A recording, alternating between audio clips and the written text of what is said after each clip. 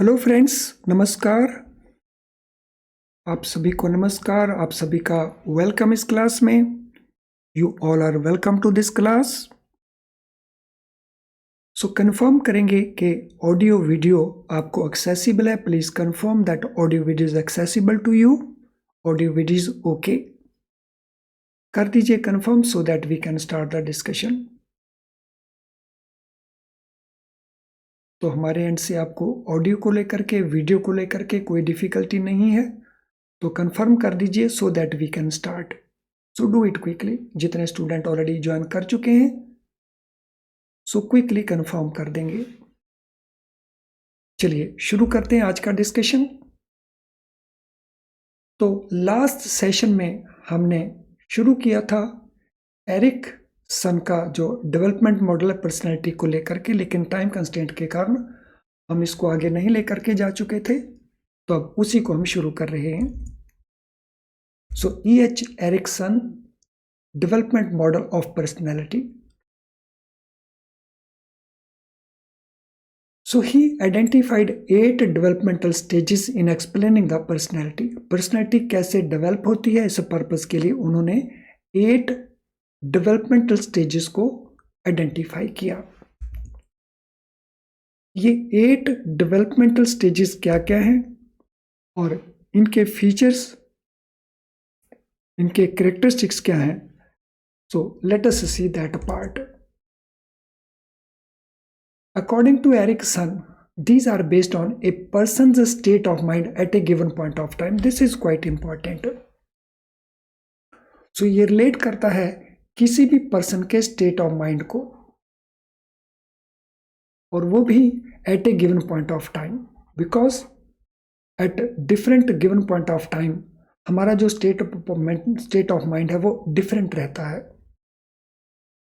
तो पर्सनैलिटी का ये जो मॉडल उनका है, तो ये बेस्ड है किसी भी पर्सन के स्टेट ऑफ माइंड के ऊपर at different given point of time.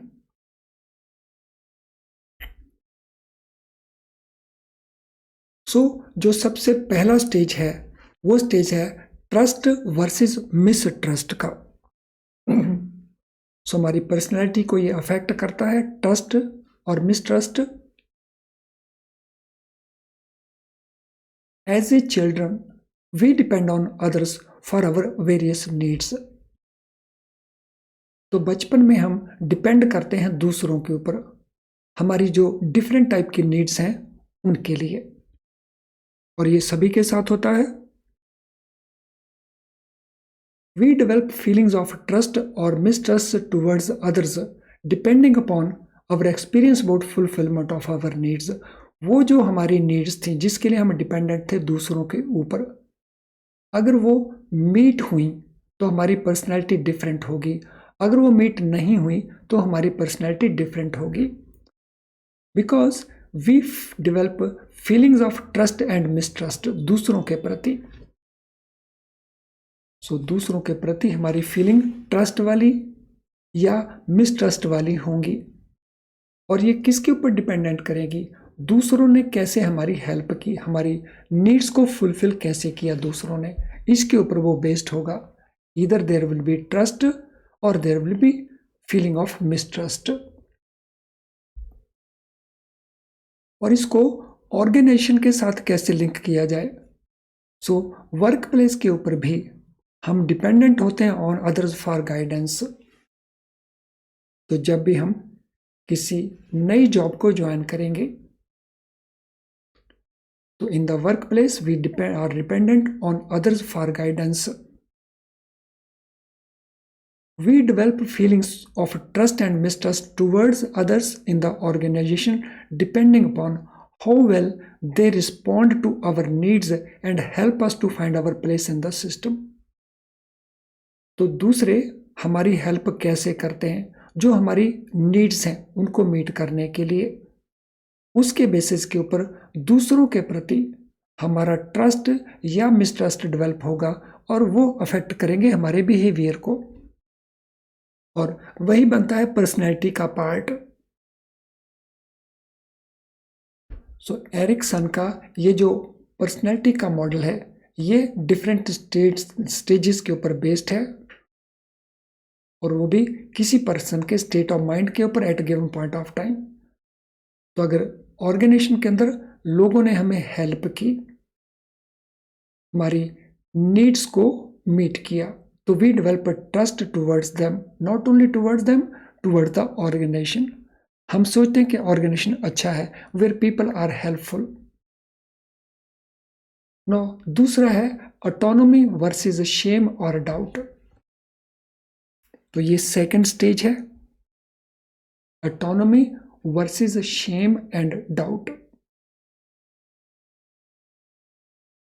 As children, we wanted to be our own, and whenever we succeeded, we felt we are independent and autonomous.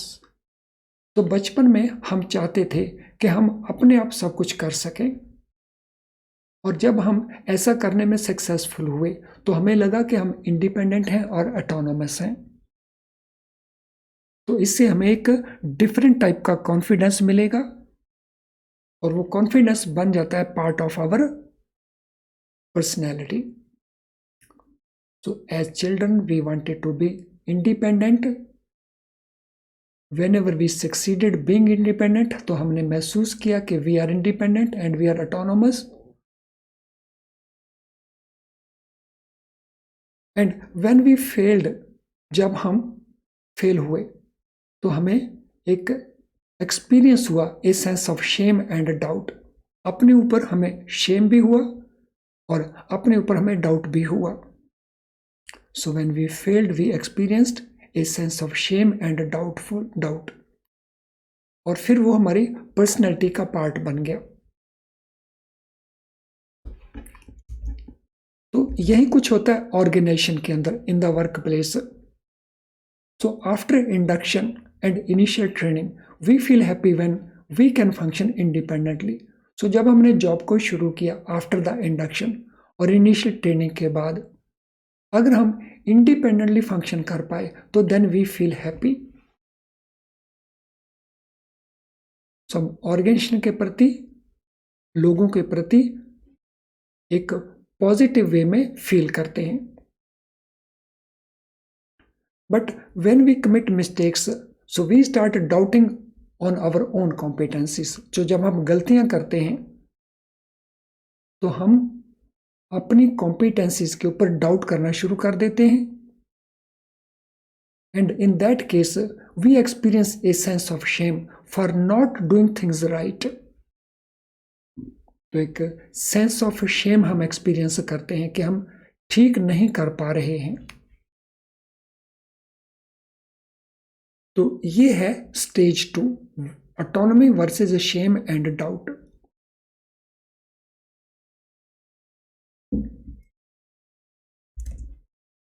नौ, तीसरा stage, initiative versus guilt. Initiative versus guilt. As a child's effort at trying to do things on its own initiative and feeling guilty if mistakes are committed. तो किसी भी child की जो efforts हैं, initiative हैं, at trying to do things on his own initiative. So कोई भी बच्चा है वो कोशिश करता है, इनिशिएटिव लेता है कि वो अपने आप कुछ कर सके।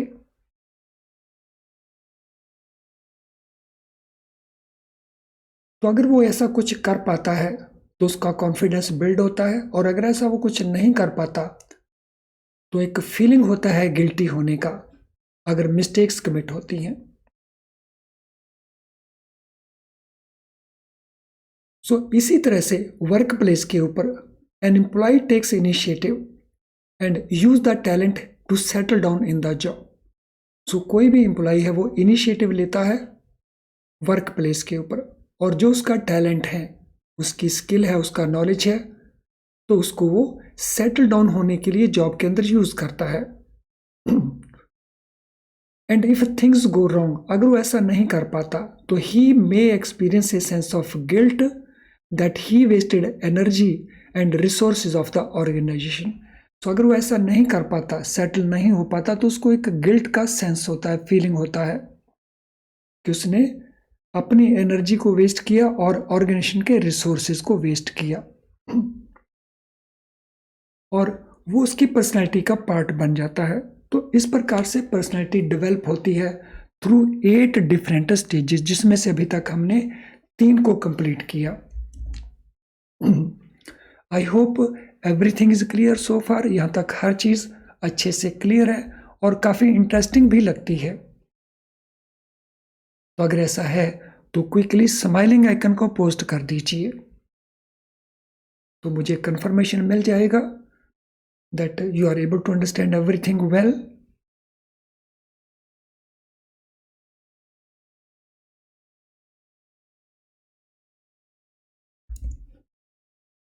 Yes, come on quickly, all of you.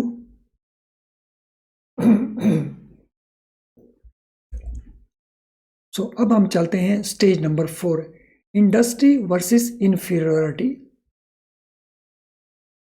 Industry versus inferiority. In the workplace, an employee may try to work hard to find a place in the organization. So industry होता है working hard. So workplace के ऊपर employee का effort रहता है, वो try करता है to work hard ताकि organization के अंदर उसको एक proper place मिल सके।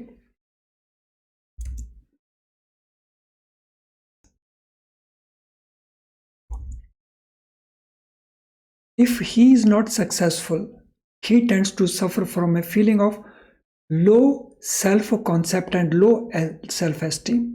तो अगर वो सक्सेसफुल हो जाता है तो उसकी पर्सनैलिटी डिफरेंट होगी, उसका कॉन्फिडेंस डिफरेंट होगा।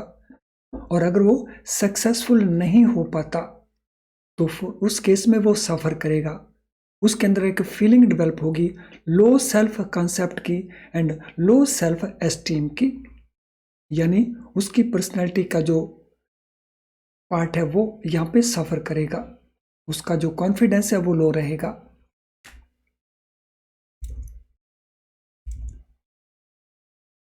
सो नेक्स्ट स्टेज है आइडेंटिटी वर्सेस रोल कंफ्यूजन की। Identity versus role confusion.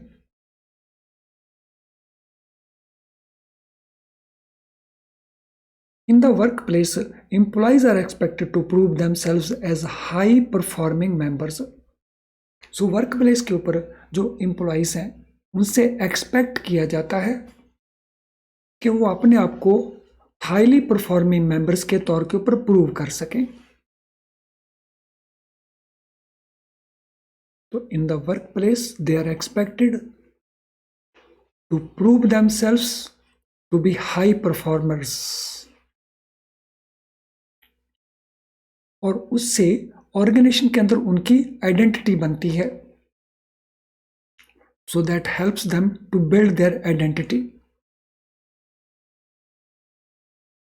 And this is not always easy for everyone. तो ये हर एक के लिए करना ऐसा इजी नहीं होता। तो this is not always easy for everybody.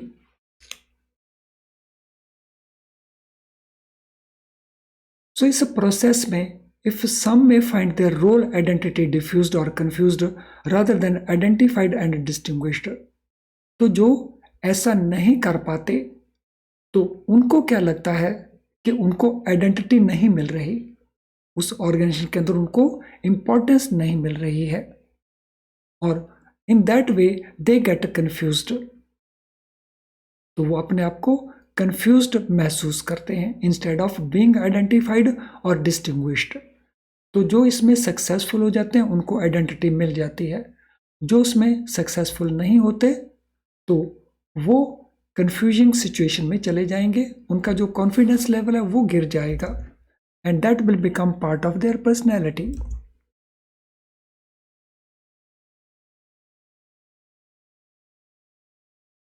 तो नंबर 6 है intimacy versus isolation.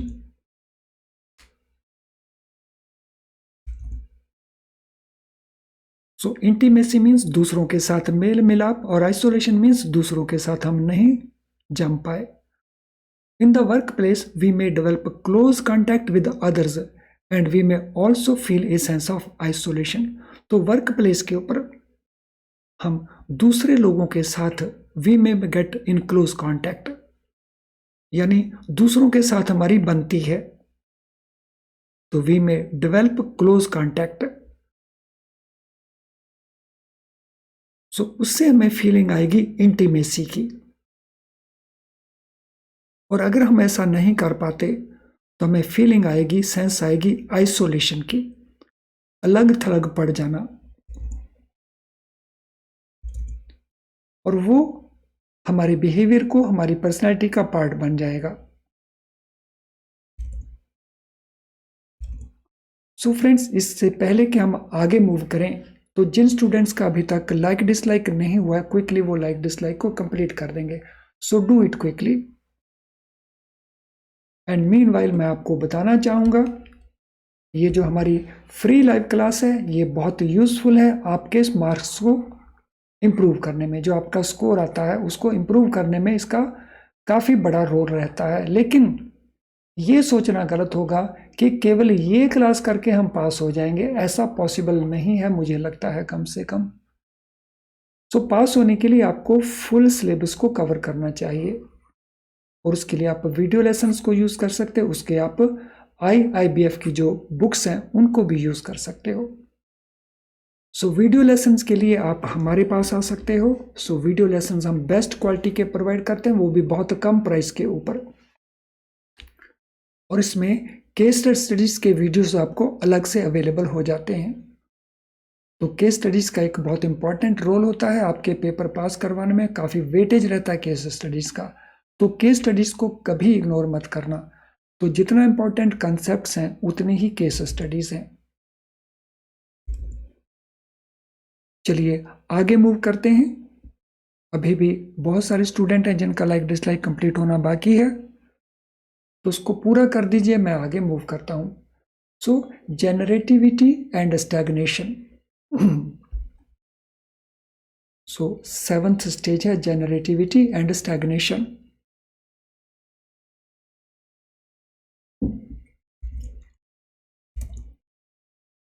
In the organization, as one reaches mid-career, there is an expectation and need to develop others in the system and help them grow. तो जैसे ही आप mid career में पहुंचते हैं, for example bank के अंदर जैसे ही आप मैनेजर बन जाते हैं, you join as clerk, then you get promotion as officer, थोड़ा डेवलप और हो जाते हैं, एंड देन आप मैनेजर बन जाते हैं, तो हम उसको कहते हैं मिड कैरियर में रीच कर जाना।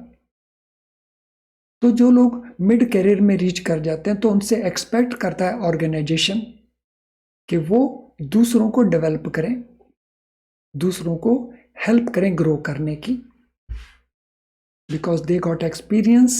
अपने एक्सपीरियंस के बेसिस के ऊपर, अपने स्किल नॉलेज के बेसिस के ऊपर वो दूसरों की हेल्प करें, दूसरों को डेवलप करें, ऐसा ऑर्गेनाइजेशन एक्सपेक्ट करता है। तो इसी को हम कहते हैं जनरेटिविटी।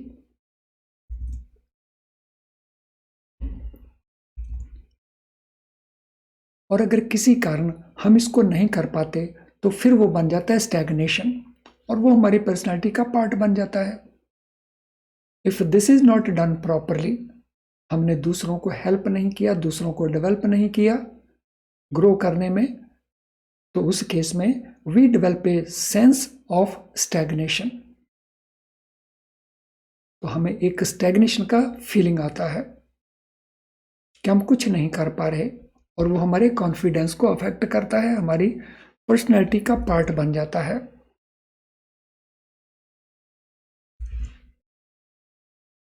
और लास्ट हमारा जो पार्ट है integrity versus despair.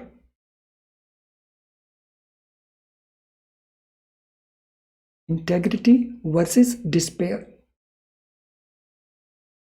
In an organization, as one approaches retirement age, he may experience either a high sense of self-worth due to his perceived accomplishment in the career, or he may withdraw himself with a sense of purposelessness and despair. तो organisation के अंदर जैसे ही हम बहुत senior हो जाते हैं, retirement age के पास पहुंचना शुरू कर देते हैं, तो हम एक्सपीरियंस करेंगे, हमें लगेगा कि हमने ऑर्गेनाइजेशन के अंदर काफ़ी कुछ किया, जिससे हमें एक अकम्पलिशमेंट का सेंस सेल्फ वर्थ नजर आएगी। और अगर ऐसा हम नहीं सोचते, अगर हम ऐसा नहीं कर पाते, तो हमें एक पर्पसलेसनेस का फीलिंग होगा और हम उदास हो जाएंगे, हम डिस्पेयर हो जाएंगे। तो इनको हम कहते हैं इंटेग्रिटी। तो अगर हमें लगता है दैट हमने अकम्प्लिशमेंट किया, तो वो इंटेग्रिटी को रिप्रेजेंट करता है। और हमें लगता है कि अगर हम नहीं कर पाए कुछ, तो फिर हम अपने आप को विड्रॉ कर लेते हैं, सो वो डिस्पेयर को रिप्रेजेंट करता है।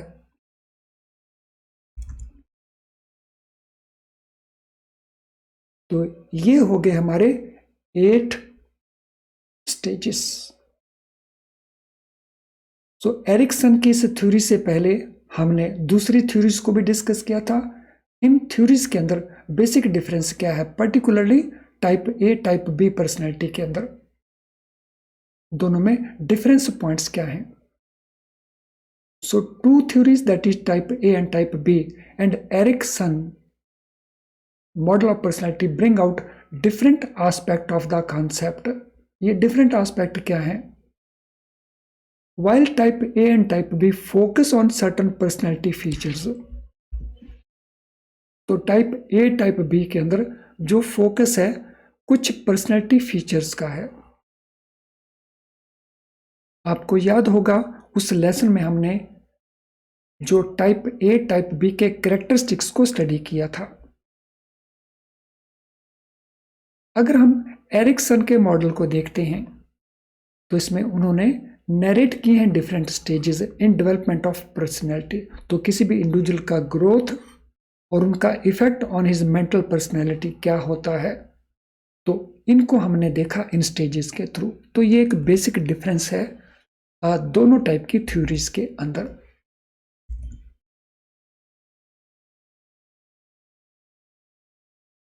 चलिए अब हम इनके ऊपर बेस्ड जो क्वेश्चंस हैं, क्या क्या पॉसिबली हो सकते हैं, उनको डिस्कस करते हैं। तो ये फर्स्ट क्वेश्चन आपकी स्क्रीन के ऊपर, how many developmental stages did Erikson identify in his model of personality. तो कितनी स्टेजेस उन्होंने आइडेंटिफाई की? 5, 6, 7 और 8। बहुत आसान सा क्वेश्चन है, अभी तो हमने ताज़ा किया है। Everyone should be able to answer this. कितनी ये स्टेजेस हैं जो उन्होंने आइडेंटिफाई की?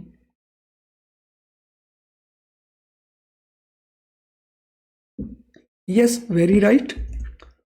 तो answer is 8. Question number 2. Which developmental stage focuses on development of trust and mistrust towards others? तो ऑर्गेनाइजेशन के अंदर कौन सी डेवलपमेंटल स्टेज है जो फोकस करती है ट्रस्ट और मिसट्रस्ट का डेवलपमेंट होने को? Initiative versus guilt, industry versus inferiority, trust versus mistrust और autonomy versus shame and doubt. तो इसका आंसर तो हमें आसानी से क्वेश्चन के अंदर ही मिल रहा है। तो answer here is C, trust and mistrust.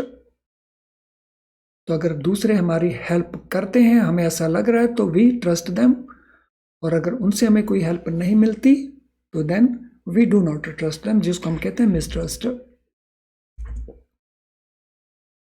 Which stage is associated with the child's desire to be independent and autonomous? तो चाइल्ड का जो डिजायर है to be independent and autonomous, तो वो किस स्टेज के साथ एसोसिएटेड है? Identity versus role confusion, intimacy versus isolation, autonomy versus shame and doubt, and generativity and stagnation. तो किस स्टेज में ये हमें मिलता है? Read all options carefully and then try to answer. सभी ऑप्शंस को रीड करिए और फिर आंसर दीजिए।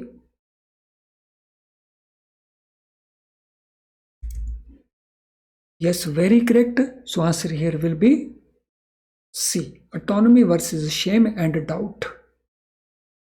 चलिए अगले क्वेश्चन के ऊपर चलते हैं। Which stage is associated with employees' efforts to settle down in a job?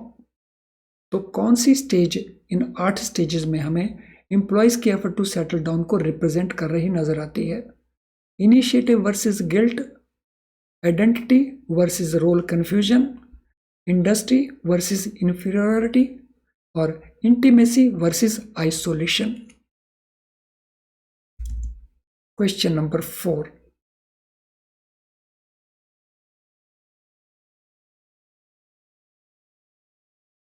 so what is answer to question number 4?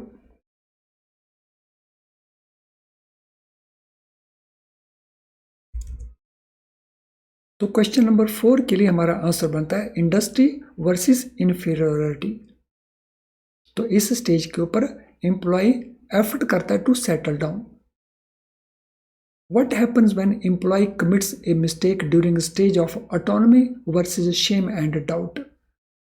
तो autonomy versus shame and doubt की स्टेज के अंदर अगर एम्प्लॉय मिस्टेक कमिट करता है तो what happens, they experience a sense of trust, they experience a sense of guilt, they experience sense of initiative or they experience sense of inferiority। तो क्या happen होता है? क्वेश्चन नंबर 5,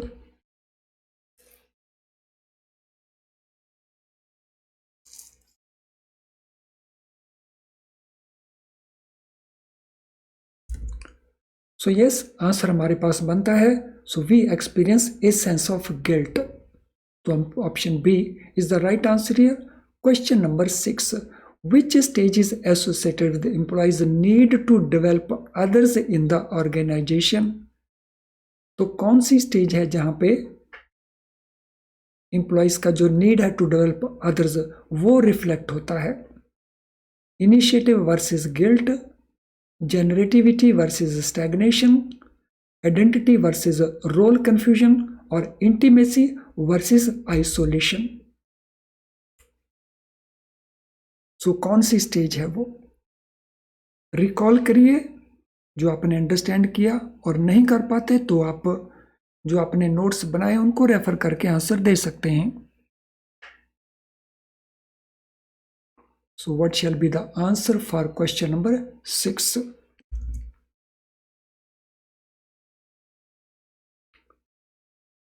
यस, इसके लिए answer बनेगा हमारा B, that is generativity and stagnation. तो इस स्टेज के अंदर एम्प्लॉयज की जो नीड है टू डेवलप अदर्स वो रिफ्लेक्ट होती है, generativity versus stagnation. Which stage is associated with employees need to prove themselves as high performing members? तो कौन सी स्टेज जो एसोसिएटेड है एम्प्लॉयज की उस नीड के साथ जब वो प्रूव करना चाहते हैं कि वो हाई परफॉर्मिंग मेंबर हैं? Identity versus role confusion, intimacy versus isolation, trust versus mistrust या industry versus inferiority. Question number 7, what will be the right answer?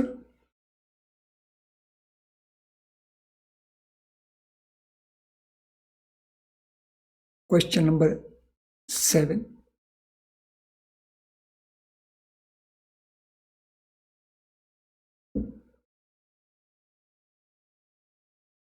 So question number 7 के लिए आंसर रहेगा आइडेंटिटी वर्सेस रोल कंफ्यूजन। जो highly perform करके वो employ अपनी identity तलाश करते हैं। सो last question, which stage is associated with employees feeling of isolation in the work place? तो कौन सी हमारी जो स्टेज है जो एम्प्लॉय की फीलिंग ऑफ आइसोलेशन को रिप्रेजेंट करती है at the work place? Autonomy versus shame and doubt, identity versus role confusion, intimacy versus isolation और trust versus mistrust. Question number 8, so last question for today's lesson. Question number 8, yes very correct. तो answer here is C, that is intimacy versus isolation. चलिए friends, I am sure आज का ये session आपको बहुत useful रहेगा। Examination point of view से बहुत क्वेश्चंस इन सभी लेसन से आते हैं।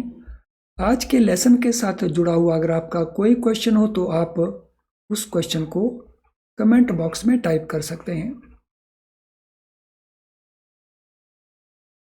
अगर आपने हमारे चैनल को अभी तक सब्सक्राइब नहीं किया है तो सब्सक्राइब ज़रूर करें और वो भी बेल बटन को पुश करके, ताकि जितने भी हमारे नोटिफिकेशंस आपको ऑन टाइम मिले और हमारे वीडियोस का पूरा बेनिफिट ले सकें। इसके अलावा अगर आपकी कोई और रिक्वायरमेंट आज के लेसन को छोड़ करके तो उसको आप हमें ईमेल कर सकते हैं। ये हमारा ईमेल आईडी है। इन एडिशन हमारी ऐप के मैसेज बॉक्स में भी आप अपना मैसेज लिख सकते हैं, तो हम सूटेबली आपको आंसर करेंगे, हेल्प करेंगे। चलिए आज के इस सेशन को हम वाइंड अप करते हैं। Thank you friends, all the best.